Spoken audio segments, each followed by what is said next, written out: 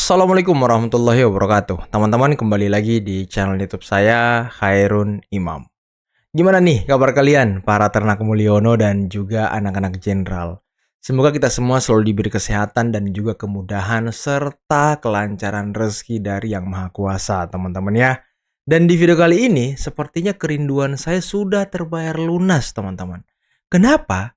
Ya, kalau kalian ingat, kemarin-kemarin saya selalu mencari Faisal Assegaf di mana-mana. Di ruang publik manapun saya nggak pernah menemukan Faisal Assegaf tampil, teman-teman. Dan di hari ini, akhirnya beliau muncul di ILC. Dan kemunculannya ini cukup menggemparkan. Karena dia langsung mengatakan bahwa Pak Jokowi itu sampah. Wow, sangat tidak sopan, teman-teman ya. Tapi untungnya ada Uni Irma Suryani yang selalu bisa mendukung dan membela Pak Jokowi dan juga Pak Prabowo dari serangan-serangan pembenci, teman-teman. Tidak tanggung-tanggung, Uni Irma langsung menyikat habis 3 orang pembenci Pak Jokowi di ILC hari ini. Oke teman-teman, sebelum kita mulai videonya, jangan lupa like, subscribe, dan share.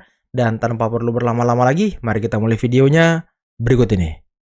Kalau saya mengatakan Jokowi sampah, jangan Wow. tersinggung. Itu Loh. bahasa yang umum di media sosial. Loh, kok jangan tersinggung? Bahasa umum di media sosial. Hah, di lingkaran Anda aja kali begitu. Hah, ngata-ngatain orang seperti itu ya kan? Kenapa sampah? Karena Wow. terlihat dalam pembentukan kabinet ini, ambisi Jokowi dan loyalisnya terus mempertahankan modus politik yang disebut melanjutkan. Saya mau memulai penilaian terkait dengan 100 hari pemerintahan Prabowo Gibran ini dengan mengatakan begini. Pemerintahan ini belum bisa dinilai. Tadi Pak Faisal Assegaf dan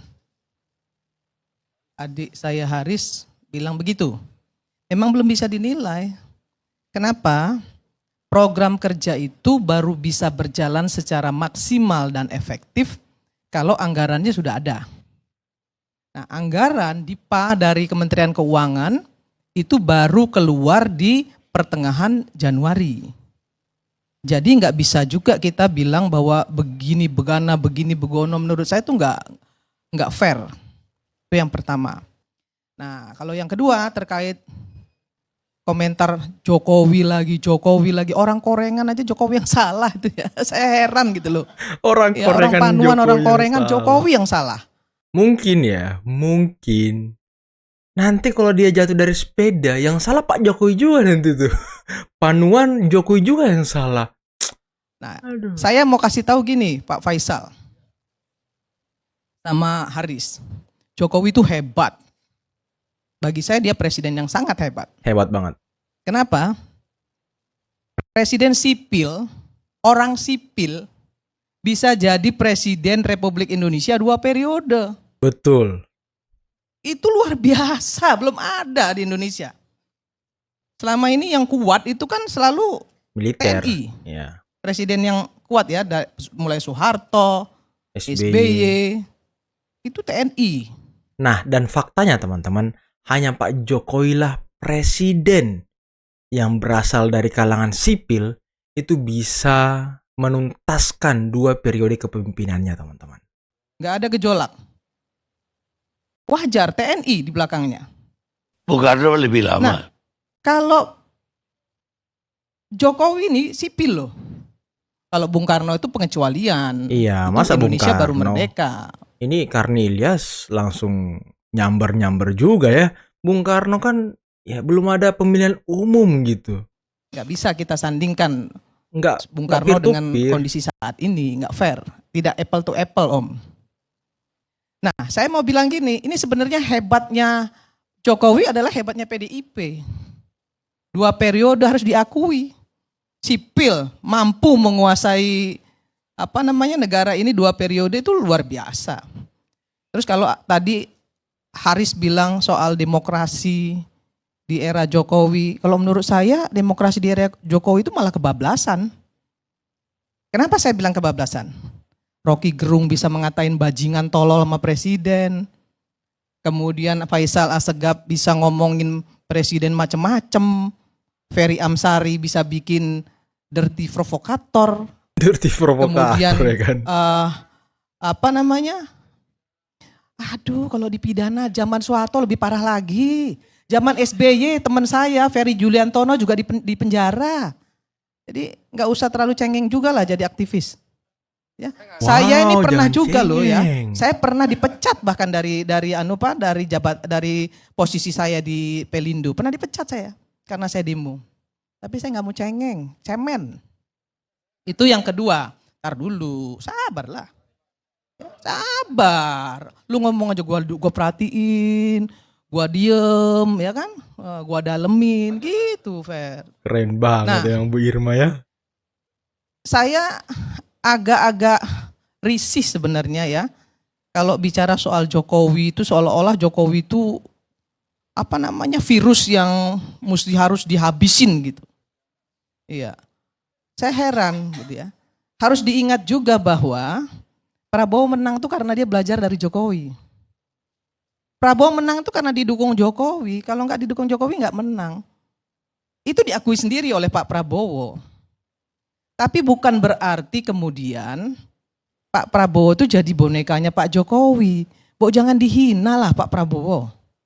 Dan jangan menghina juga presiden yang sudah banyak memberikan legacy kepada bangsa ini, kepada Indonesia ini. Dan itu diakui oleh masyarakat. Sampai hari ini tuh rumah Jokowi itu rame terus. Ya, dan itu nggak bisa dinafikan. Soal ada banyak kesalahan mungkin dari pembantunya, dari beliau sendiri. Nggak ada presiden yang semuanya benar. Gak ada manusia yang sempurna. Trump Bu, itu ya. apa nggak brengseknya luar biasa. Ya, sangat rasis terhadap Muslim. Banyak presiden-presiden kita juga nggak semuanya sempurna. Emang Megawati sempurna? Enggak. SBY sempurna? Enggak. Soekarno sempurna? Enggak juga. Soeharto apalagi? Gak ada yang sempurna. Ya. Yang sempurna itu Nabi Rasulullah ya, enggak sempurna. Itu manusia pilihan loh. Karena apa? Karena dia manusia. Nah, kesempurnaan itu hanya milik Allah. Nah, jadi kita sebagai bangsa ini, saya nggak pernah mau berpihak kepada siapapun, saya berpihak kepada Indonesia. Saya nggak mau Indonesia ini gaduh. Ya. Kita harus mendukung Jadi program ingat pemerintah gaduh, ya yang kan? bermaslahat untuk rakyat. Kalau memang nggak bermaslahat ya kita kritisi, nggak ada masalah. Kritisi. Nah tadi dikatakan bahwa Pak Prabowo sudah memotong anggaran dan itu luar biasa menurut Faisal Assegaf. Pak Faisal, paham nggak kalau di 2019-2024 Pak Jokowi juga memotong anggaran banyak sekali. Bahkan anggaran DPR itu hampir 20-30% dipotong. Dipotong Pak. Harusnya kita misalnya ada jatah nih ya. Saya terbuka aja. 2 kali kunjungan kerja kita hanya 1 kali kunjungan kerja. Dibintangin. Sampai pada marah-marah tuh anggota DPR karena banyak sekali program DPR yang nggak bisa berjalan. Dipotong. Bu Sri Mulyani itu udah kalau datang ke DPR itu udah males saja dia. Kenapa? Karena selalu diprotes. Dipotong 30%. Bu Sri Mulyani kena komplain terus ya kan. Dibintangin. Banyak sekali, bukan 1-2. Ya, perjalanan dinas ASN juga dipotong sama Pak Jokowi. Kemudian anggaran DPRD dipotong sama Pak Jokowi jadi PP 33. Yang tadinya kalau keluar kota bisa dapat 10 juta, dia hanya dapat 2 juta. Itu di era Jokowi juga. Jadi jangan cuma hal-hal yang negatif. Hal-hal yang positif juga banyak. Soal pagar laut. Saya setuju dibongkar. Tapi kan pagar laut itu sudah ada dari sebelum 2014. Sudah ada sebelum 2014. Ada perdanya dari Tangerang, dari Bupati Tangerang. Nah loh. Iya. Terus kok Pak Jokowi yang terus disalahkan ya kan? Kok Pak Jokowi yang dituduh bermain-main dan korupsi dengan oligarki ya kan? Aduh, padahal sudah ada sejak sebelum tahun 2014. Ngeri banget emang pembenci ini fitnahnya. Nah, kenapa tidak ribut? Nah, ini saya ingin sampaikan juga, yang harus diributin tuh Pemdanya. Karena otonomi daerah itu menyatakan bahwa Pemdanya yang harus bertanggung jawab. Enggak semuanya harus pemerintah pusat. Pemdanya yang ngaco. Ya Pemdanya yang harus dimintai pertanggungjawaban. Pemda kita nih sekarang nih selama ini harus tahu juga nih ya semua masyarakat dan teman-teman semua di sini. Dari 37 provinsi, hanya 7 provinsi yang mandiri. Yang lainnya semuanya masih subsidi. Hanya bisa menghabiskan APBD. Mandatory spending. Kalau saya bilang, gubernur nggak usah dipilih langsung, nggak usah. Nggak punya daerah, nggak punya wilayah, nggak punya masyarakat. Untuk apa? Kerjanya hanya mengkoordinasikan pusat dengan bupati dan wali kota. Habis-habisin biaya. Stop aja. Nah, Iya, kemudian kalau kita mau bicara soal hukum, ya. bicara soal keadilan, bicara soal bagaimana parlemen itu bisa menjadi parlemen yang betul-betul menjadi harapan masyarakat. Rekrutmen. Ya, rekrutmen partai politik kan juga harus benar. Nanti Pak Bang Ferry itu tadi saya baru ngobrol sama beliau. Fer, ini bukan soal yang nggak boleh diselesaikan, harus diselesaikan. Iya, ini nggak di Komisi 2 sayangnya. Nah, tapi ini harus diselesaikan gitu ya. Karena apa? Karena isi parlemen itu tergantung dari rekrutmen partai politik. Undang-undang siapa yang bikin? Pemerintah dan parlemen. Kalau parlemen isinya orang-orang yang tidak berkualitas, ya undang-undangnya juga nggak akan berkualitas. Itu saya kritisi. Partai politik saya kritisi. Kenapa? Karena rekrutmennya gagal. Banyak teman-teman yang di DPR, yang ada juga loh. Kalau mau tahu, saya kasih tahu. Yang 1 tahun itu datang cuma 5 kali, ada. Tapi tidak ada yang namanya punishment dari partai politiknya. Nah ini yang Bentar. 1 tahun cuma datang 5 kali ke kantor anggota DPR RI. Ngapain dia kan? Habis-habisin duit rakyat doang dia berarti. rusak. Nah ini kan kita juga harus beresin. Terkait dengan 100 hari Prabowo Gibran, ada 7 poin yang ingin saya sampaikan. Yang pertama, ada keberpihakan kepada UMKM. Ya, petani nelayan. Pajaknya dihapuskan, modal diberi, kemudahan untuk ambil dari bank. Itu supporting dari UMKM kepada UMKM, petani dan nelayan dari pemerintah. Kenaikan gaji guru. Ya. Nah, kemudian ada lagi makan bergizi gratis. Tapi memang saya mau ngomel juga nih dengan Badan Gizi Nasional soal yang bicara soal serangga. Ya menurut saya yang nggak gatel tuh nggak usah digaruk gitu loh. Ngomong tuh ya lebih konstruktif lah. Jangan bikin malu pemerintah juga. Seolah-olah pemerintah nggak punya uang. Sehingga serangga pun harus dijadikan menu makan bergizi gratis. Ya kadang-kadang yang nggak gatel juga digaruk gitu. Padahal untuk menyiapkan anggaran itu sudah tersedia 71 triliun. Bahkan ketika misalnya MUI mengatakan ambil dana zakat untuk MBG, saya nggak setuju. Nggak setuju. Ada yang bisa lebih bisa untuk bisa diandalkan untuk menambah ya anggaran makan bergizi gratis itu. Cukai rokok. Betul, cukai rokok. 150 triliun per tahun. Itu kan dana kesakitan masyarakat, Bang Karni. Cukai rokok itu dana kesakitan masyarakat. Itu bukan pajak. Itu adalah bagian dari tanggung jawab perusahaan rokok terhadap kesakitan masyarakat akibat merokok. Nah itu bisa dikembalikan lagi dananya untuk kesejahteraan masyarakat. Bisa masuk ke MBG, bisa masuk ke BPJS Kesehatan. Nggak perlu harus ngambil dana zakat, 150 triliun. Kalau perlu naikin lagi cukai rokoknya menjadi lebih tinggi lagi supaya nggak banyak orang merokok. Ya kan kalau satu bungkus rokok 30.000 atau 40.000, yakin saya turun itu perokok itu. Iya kan? Loh iya kan kalau kita mau bicara kesehatan, hari ini kuratif ya. Untuk bayar kesakitan masyarakat kuratif, Itu tinggi sekali BPJS mengeluarkan anggaran. Ya sebenarnya sih anak-anak kita juga itu ngerokok karena di warung-warung itu kan masih bisa ketengan belinya, Bu. Padahal Pak Jokowi sudah mengeluarkan aturan kalau rokok itu tidak bisa diketeng. Nggak bisa beli satuan ya kan, per batang nggak bisa. Tapi ya di warung-warung kecil mah tetap bisa gitu. Kenapa? Karena promotif preventifnya nggak jalan.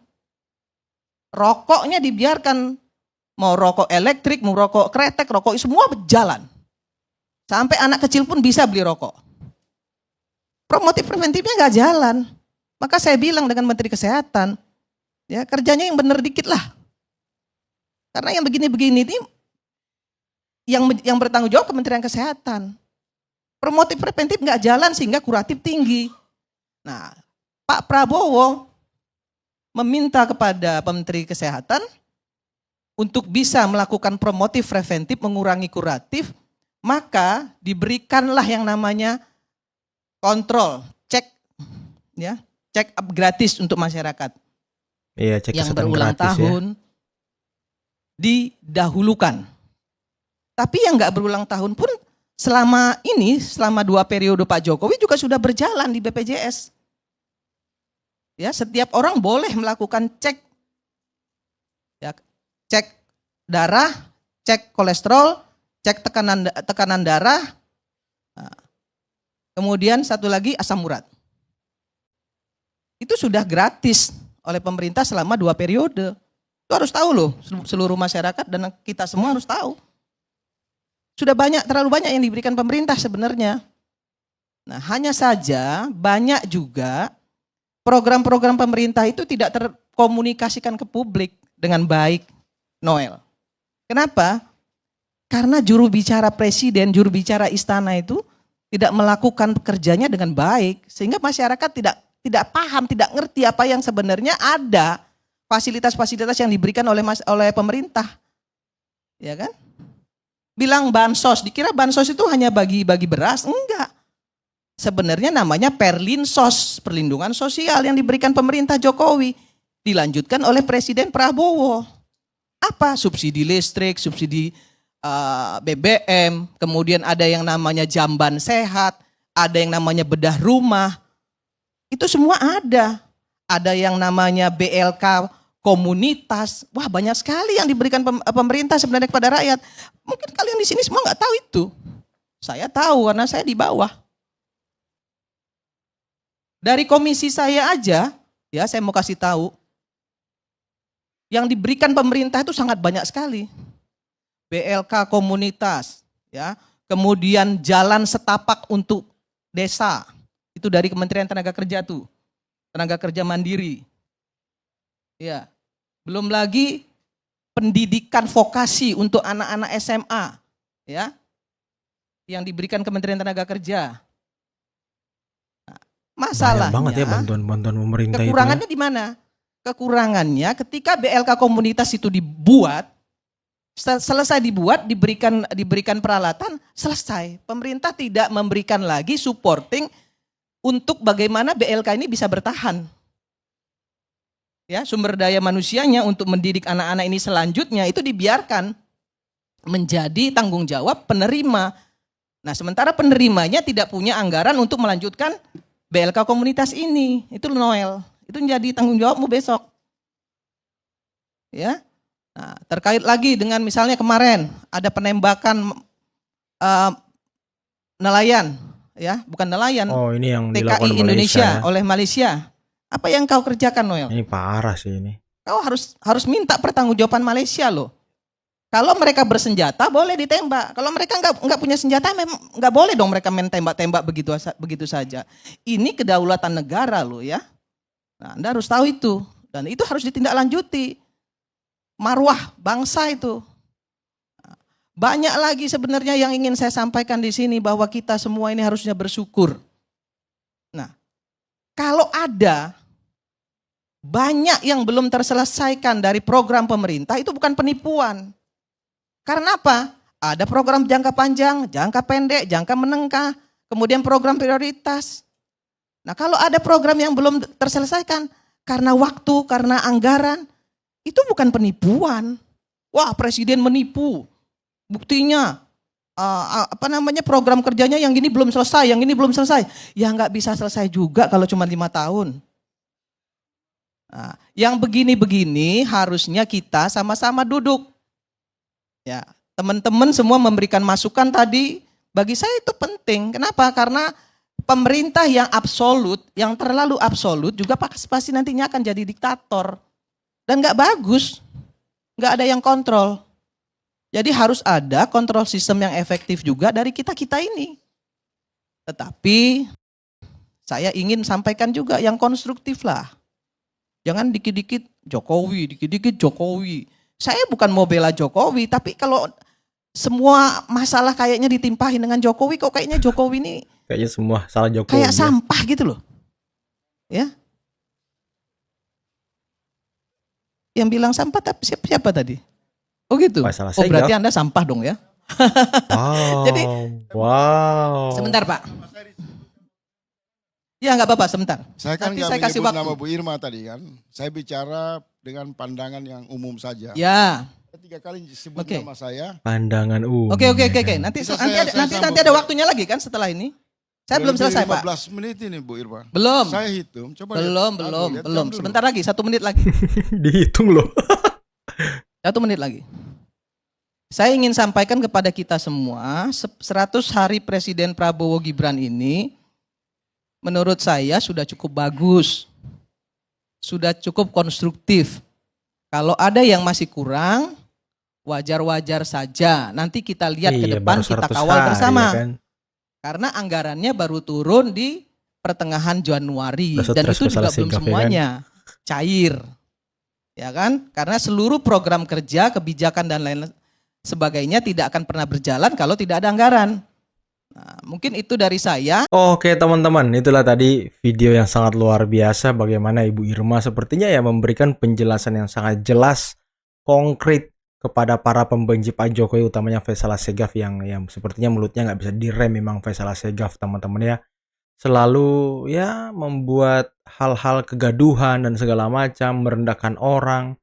Ya bahkan sekelas Pak Jokowi pun direndahkan sama dia teman-teman.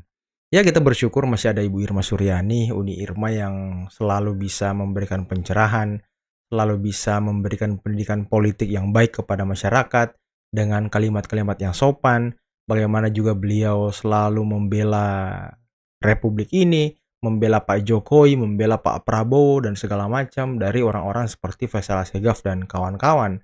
Seperti Dirtip Provokator dan juga siapa yang satu tadi yang pengacara itu ya, saya lupa juga namanya teman-teman. Oke lah, mungkin cukup sekian dulu video ini. Jangan lupa teman-teman like, subscribe, dan share videonya. Akhir kata billahi taufiq wal hidayah. Wassalamualaikum warahmatullahi wabarakatuh. Bye bye.